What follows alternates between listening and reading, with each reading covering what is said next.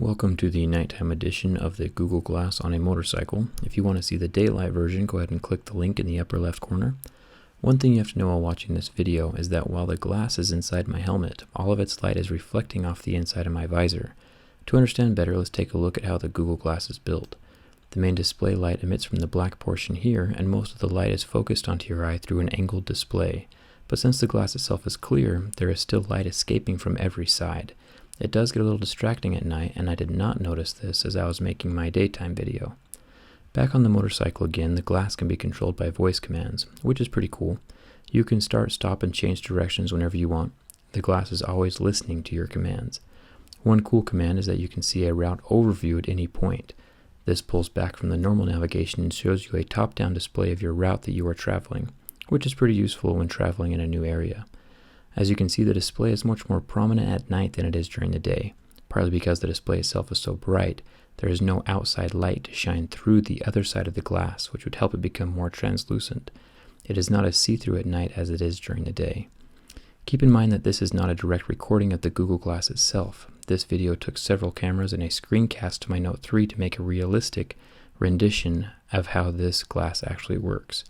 Also, keep in mind that the human vision will extend slightly past the edges of what this YouTube video portrays. As I was driving around, there was a few things going through my mind.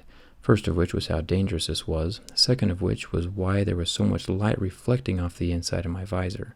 I explained part of the problem at the beginning of the video, but another source of light caught me off guard. Take a look at this lamp. The light shines into the edge of the crystal, and on the edge of the crystal is in front of your eye. So even though the street light isn't in front of you, the reflection or the refraction still manages to get in your way. I did not notice this effect as I was driving around during the daytime. Anyway, on a scale of things that I want to do every night, riding a motorcycle with Google Glass ranks at about a -7. Don't get me wrong, the Google Glass is a fantastic piece of hardware.